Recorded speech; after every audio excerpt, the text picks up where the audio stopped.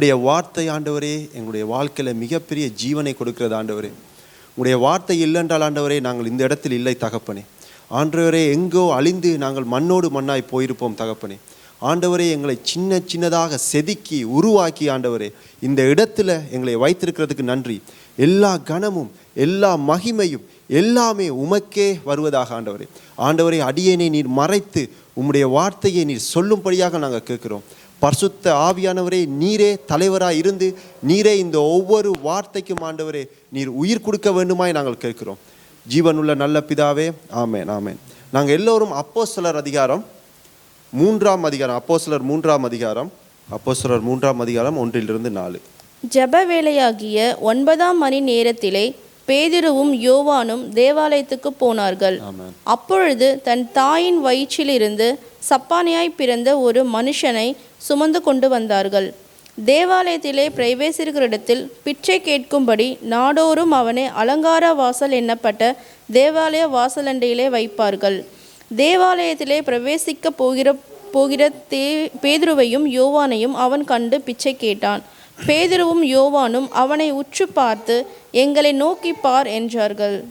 பாருங்க, இவன் தாயின் வயிற்றில் இருந்து முடவனாக பிறந்தவன், கால்களோட தான் பிறந்தவன். ஆனால் அவனோட காலை அவன் சுமந்து கொண்டு திரிகிறான், ஆனால் கால் அவனை சுமக்கலை.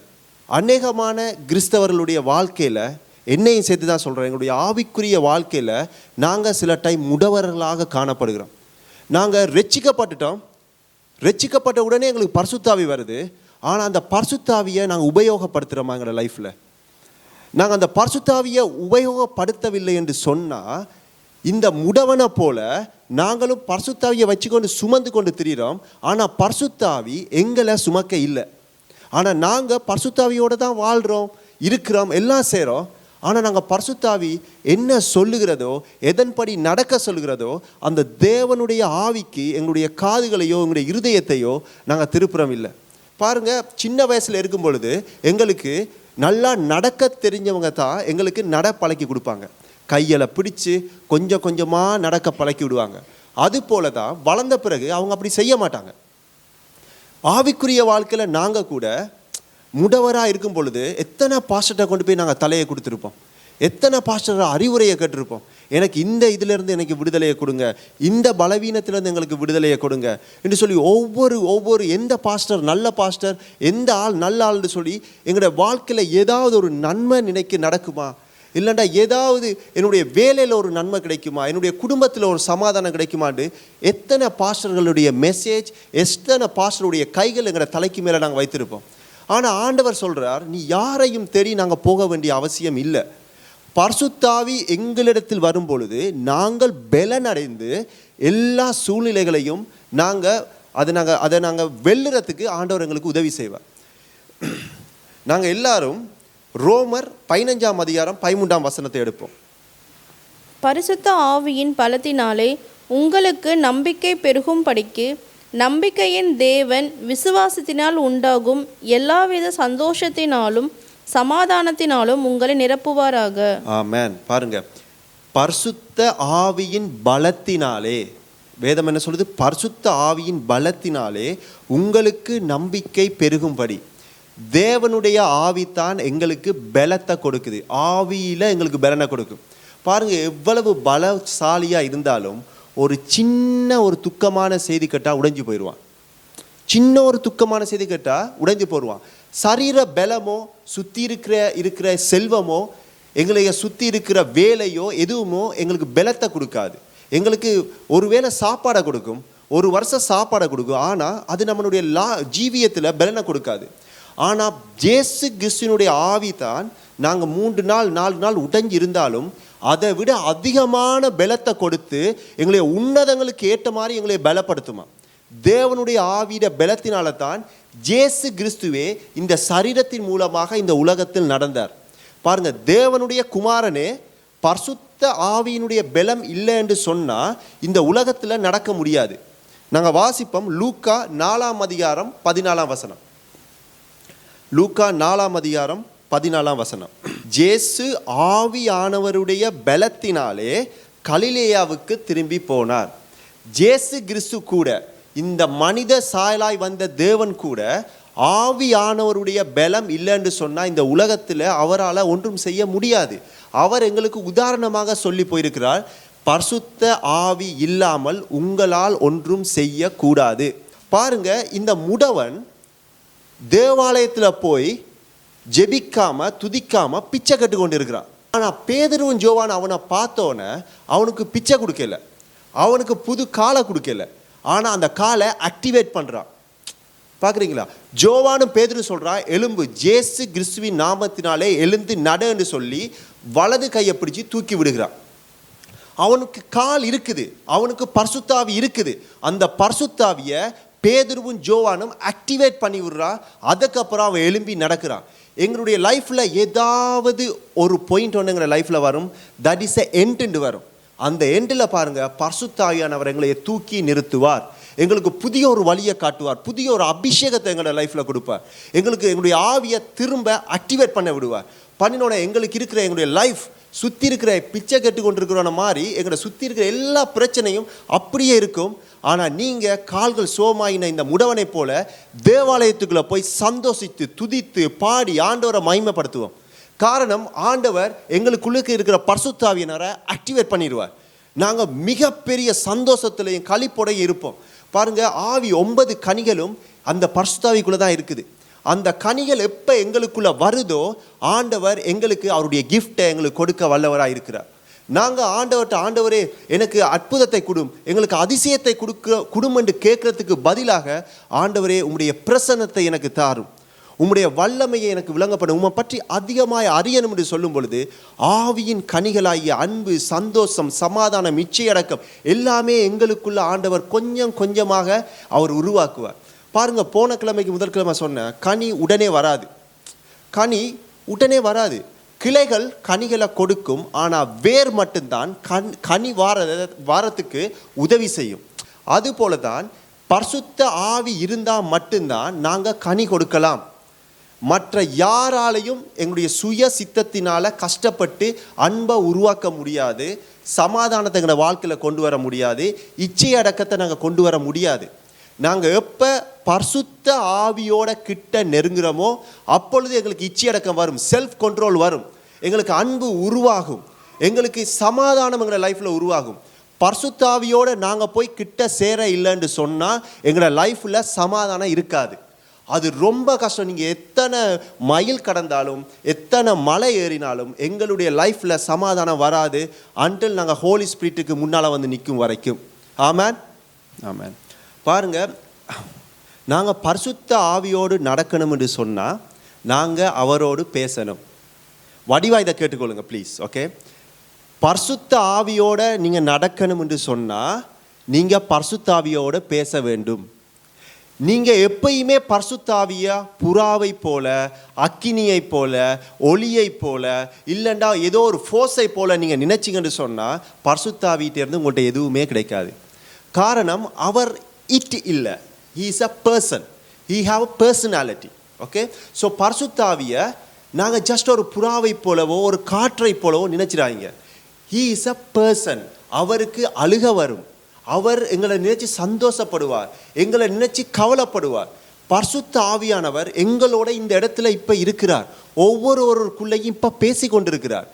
இயேசு கிறிஸ்து மேலே போகும்பொழுது சொன்ன ஒரே ஒரு வார்த்தை, நான் போகிறேன், இன்னொருவரை அனுப்புகிறேன், அவர் தேற்றரவாளன், உங்களுக்கு அவர் போதித்து ஆலோசித்து நீதியை குறித்து கண்டித்து உணர்த்துவார் என்று சொல்லியிருக்கார். ஸோ பரிசுத்தாவியை இன்றைய நாளிலிருந்து நீங்கள் நடக்கும் பொழுது, நீங்கள் சமைக்கும் பொழுது, நீங்கள் வேலை செய்யும் பொழுது, நீங்கள் கார் ஓட்டி கொண்டு போகும் பொழுது அவரை நினைத்து கொள்ளுங்க, அவரோட பேசுங்க. நீங்கள் பாருங்கள், உங்களோட மனசாட்சியோட எப்படி பேசுவீங்க? உங்களுக்குள்ளேயே உங்களோட இருதயம் உங்களோட மூளையோட பேசும். என்ன உங்களுக்கு கிடைச்சிச்சு? அதில் ஒன்றும் கிடைக்கல. ஆனால் அதே இருதயத்தோட உள்ளுக்குள்ளே இருக்கிற ஆவியானவரோட பேசி பாருங்க, அவரோடு நடந்து பாருங்க. அவர் உங்களுக்கு எத்தனையோ விஸ்டம் தருவார், நல்ல நாலேஜ் தருவார், நல்ல அண்டர்ஸ்டாண்டிங் தருவார் எங்களோட லைஃப்பில்.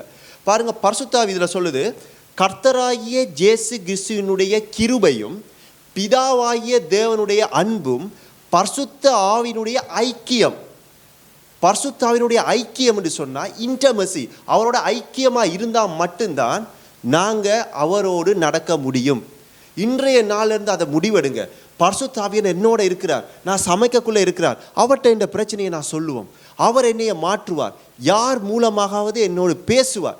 மேபி உங்களோட மூலமாகவது ஸ்ரீலங்காவில் இருக்கிற, இந்தியாவில் இருக்கிற உங்களோட ஃப்ரெண்ட்ஸுக்கு உங்கள் மூலமாக கூட பேசுவார் அந்த டைமில். சில வேளை உங்களோட ஃப்ரெண்ட்ஸ் ஒரு சூசைட் பண்ணுற தோட்டில் இருக்கலாம், சில நேரம் அவங்களோட குடும்பம் பிரிகிற சூழ்நிலையில் இருக்கலாம், சில நேரம் உங்களோட ஃப்ரெண்ட்ஸ் வேலையெல்லாம் இல்லாமல் போய் உடைந்த நிலைமையில் இருக்கலாம். இங்கே இருக்கிற பரிசுத்த ஆவியானவர் உங்கள்கிட்ட சொல்லுவார், அந்த ஃப்ரெண்டுக்கு நீ கால் பண்ணு, அவளோட நீ பேசுண்டு. பாருங்கள், இப்படி நாங்கள் ஆண்டவரோடு இருந்தால் மட்டும்தான் இப்படியான விஷயங்களை நாங்கள் கனெக்ட் பண்ண முடியும். ஏண்டா அவர் உயிருள்ள தேவன், அவர் உண்மை உள்ள தேவன், எங்களோடு பேசி கொண்டிருக்கிற தேவன். பாருங்கள், யோவான் 16ஆம் அதிகாரம் 7 - 8 வரையும் வாசிப்போம். ஆமென், ஆமென். பாருங்க, இதில் ஆண்டவர் சொல்றார், நான் உங்களுக்கு உண்மையை சொல்லுகிறேன், நான் போகிறது உங்களுக்கு பிரயோஜனமாக இருக்கும். இயேசு கிறிஸ்து சொல்றார், நான் போக போகிறேன். ஓகே, நீங்கள் இயேசு கிறிஸ்து தனியாக ஒரு ஆள் இருந்தால் நீங்கள் இங்கேருந்து எருசலேமில் தான் போய் அவரை பார்க்கணும், விளங்குதா? ஆனால் அவர் போகிறார். அவர் போனபடியால் எங்களுக்கு கொடுத்துருக்க கிஃப்டை பாருங்கள், பரிசுத்த ஆவியானவர் வாரார், எல்லாரோடும் இருக்கிறார். இயேசு கிறிஸ்துவினுடைய ஆவிதான் பரிசுத்த ஆவியானவர், தேவனுடைய ஆவிதான் பரிசுத்த ஆவியானவர். வேதம் சொல்லுது இயேசுவின் ஆவின்னு ஒரு இடத்தை சொல்லுது, தேவனுடைய ஆவின்னு சொல்லுது. இது தேவனுடைய ஆவி, பரிசுத்த ஆவி எங்களோடு ஆண்டவர் தந்து விட்டு போயிருக்கிறார். உங்களைய சும்மா விட்டுட்டு இயேசு கிறிஸ்து போகல. பாருங்க, ஒரு நல்ல ஒரு பாஸ்டர் சொன்னார் இந்த கதை, ஆனால் அவருடைய பேரை மறந்துட்டேன். ஒரு வழியால் நீங்கள் போய்கொண்டிருக்கிறீங்க, அந்த வழி 2 வழியாக போகுது. அதில் ஒருவன் செத்தவன் ஒருவன் இருக்கிறான், ஒருவன் உயிரோடு உள்ளவன் இருக்கிறான். நீங்கள் யார்கிட்ட போய் போகிற வழியை பற்றி கேட்பீங்க? செத்தவன்கிட்ட கேட்பீங்களா, உயிரோடு இருக்கிறவன்கிட்ட கேட்பீங்களா? உயிரோடு இருக்கிறவன்கிட்ட தான் நான் கேட்பேன். எங்களுடைய இயேசு கிறிஸ்து உயிர் உள்ளவராக இருக்கிறார், அவர் செத்த இயேசு கிறிஸ்து இல்லை. இப்பையும் எருசலேம் போனீங்கன்னா அவருடைய கல்லறை திறந்து இருக்குது, அவர் செத்த இயேசு, அவர் உயிரோடு இருக்கிறார், இங்கே இப்போ இருக்கிறார். அவர் நினைச்சா இந்த இடத்துல அற்புதம் நடக்கும், அவர் நினைச்சா இந்த இடத்துல அதிசயம் நடக்கும். இந்த இடத்துல இருக்கிற ஒவ்வொரு இருதயத்தையும் ஆண்டவர் உடைத்து அதுக்குள்ளே போகிறதுக்கு அவர் வல்ல உள்ளவராக இருக்கிறார், அவர் உயிருள்ள தேவன். நான் இந்த இடத்துல நிற்கிறதுக்கு இயேசு கிறிஸ்து தான் காரணம். அண்டர்ஸ்டாண்ட்? ஸோ பரிசுத்தமுள்ள ஆவியானவர் உயிருள்ள தேவன், எங்களுடைய உணர்வுகள் எல்லாம் அறிஞ்சு வச்சிருக்கிறார். பாருங்க, அவர் சொல்கிறார், தேற்றரவாளன் உங்களிடத்தில் வருவார், நான் போவனாகில் அவர் உங்களிடத்தில் அனுப்புவேன். அடுத்த வசனத்தை கேளுங்க, அவர் வந்து என்ன செய்வார்னா பாவத்தை குறித்து, சரியா, பாவத்தை குறித்தும் நீதியை குறித்தும் நியாய தீர்ப்பை குறித்தும் கண்டித்து உணர்த்துவார். நீங்கள் ஏதாவது ஒன்று செய்யும் பொழுது பரிசுத்த ஆவியானவர் வந்து உங்களுக்கு கண்டித்து உணர்த்துவார். எது நீதி எது அநீதி என்று சொல்லி உங்களுக்கு எப்பயுமே எங்களோடு பேசிக்கொண்டு இருப்பார். பாருங்க, அவருக்கு உருவம் இல்லை, பரிசுத்த ஆவியானவருக்கு உருவம் இல்லை, ஒன்றும் இல்லை. ஆனால் அவர் எங்களுடைய சரீரத்தை கேட்கிறார். நீ உன்னுடைய சரீரத்தையும் உன்னுடைய இருதயத்தையும் எனக்கு தருவியா? உன்னுடைய சரீரத்தில் நான் வந்து குடியிருக்கணும், உன்னுடைய சரீரத்தில் நான் வந்து வாசம் பண்ணணும், உன்னை ஒரு பரிசுத்தம் உள்ள மனிதனாக நான் மாற்றணும், உன்னுடைய வாழ்க்கையை இன்பமாக்கணும், அலங்காரமாக உன்னுடைய வாழ்க்கையை மாற்றணும். இந்த அலங்கார வாசல் இருக்கிற முடவன் எப்படி சந்தோஷித்து துள்ளி குதித்து ஆலயத்துக்குள்ளே போனானோ அது மாதிரி உன்னை லைஃப்பை நான் மாற்றணும் என்று பரிசுத்த ஆவியானவர் கேட்கிறார். அதுக்காகத்தான் அவருக்கு உடம்பு இல்லை, அவர் எங்களுடைய உடம்பை கேட்கிறார், எங்களுடைய கைகளை கேட்கிறார். இந்த கையால் அற்புதம் செய்ய முடியுமா? இந்த கால்களால் இத்தனை மைல் கடந்து சுவிசேஷம் சொல்ல முடியுமா? இந்த கைகளை கொண்டு மற்றவங்களுக்கு உணவு கொடுக்க முடியுமா? பரிசுத்த ஆவியானவர் அதுக்கு தான் எங்களையே யூஸ் பண்ணுறார். பரிசுத்த ஆவியானவர் இப்பையும் வெயிட் பண்ணி கொண்டிருக்கிறார். யாரு உங்களுடைய இருதயத்தை அவருக்கு கொடுக்க ஆசையாக இருக்கிறீங்க? பரிசுத்த ஆவியானவருக்கு இயேசு கிறிஸ்துவை நீங்கள் சொந்த இரட்சகராக நீங்கள் ஏற்றுக்கொண்டு பாவ மன்னிப்பு பெற்று ஆண்டவர்கிட்ட நீங்கள் அறிக்கை பண்ணும் பொழுது ஆண்டவர் அந்த பெரிய கிஃப்ட்டை உங்களுக்கு அப்படியே கொடுப்பார். உங்களுக்கு நிறைய பலன் உங்களோட லைஃப்பில் வரும். நீங்கள் ஒரு புதிய மனிதனாக உங்களோட லைஃப்பில் நீங்கள் ஒரு மாற்றத்தை உணர்வு பண்ணுறீங்க. உதாரணத்துக்கு ஒரு கதை சொல்கிறேன். பராக் ஒபாமா உங்களை எல்லாருக்கும் தெரியும். அவர் பிரசிடெண்டாக வாரத்துக்கு முன்னுக்கு அவர் ஒரு கார் ஒன்று வாங்கி வச்சுருந்தார் ஃபைனான்ஸுக்கு. அந்த கார் வாங்கி கொஞ்சம் காலம் முடிஞ்சு இவர் பிரசிடெண்ட் ஆகினோன்னே பிரசிடெண்ட்டுக்கு தெரியும் தானே என்ன கார் சேஃப்டி எல்லாம் சேர்த்து நல்ல பெரிய கார்களை அவங்களுக்கு கொடுத்து கனகாலத்துக்கு பிறகு அவர் 10 இயர்ஸுக்கு பிறகு அவர் இல்லாமல் போயிட்டார். பிறகு இப்போ நார்மலாக இருக்கும் பொழுது அவருடைய கார் ஏலத்துக்கு வருது.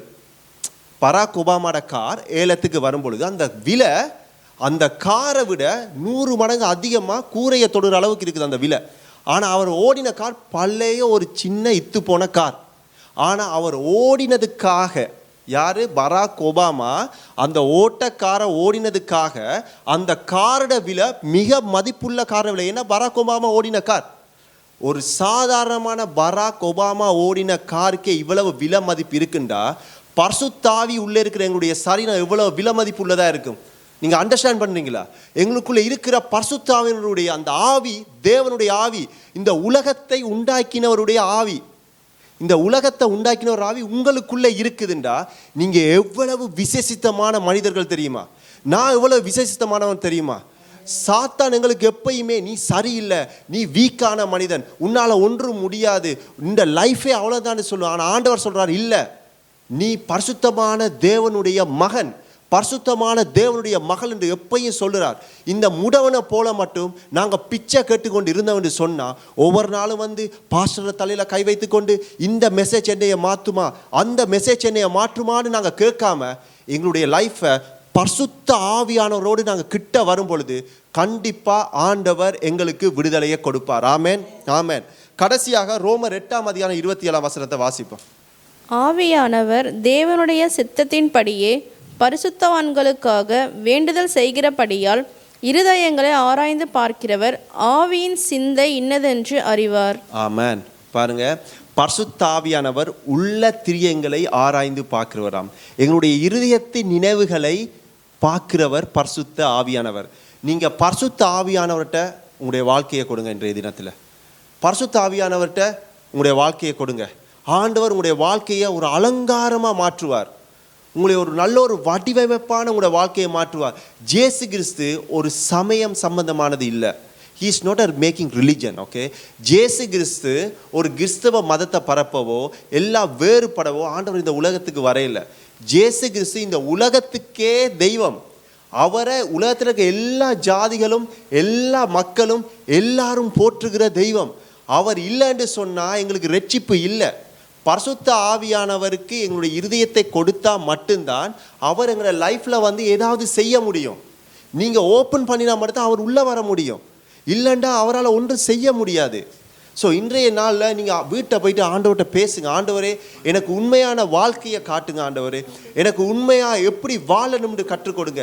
என்னுடைய எதிர்காலம் எப்படி இருக்க போகுதுன்னு எனக்கு தெரியாது. ஆண்டவரே, ஆண்டவரே, என்னுடைய வாழ்க்கையை நீர் கற்றுத்தாரும். பரிசுத்த ஆவியானவர்கிட்ட கேளுங்க. ஆண்டவருடைய வாழ்க்கையை நீர் கற்றுத்தா. எல்லாரும் எழுந்து நிற்போமா?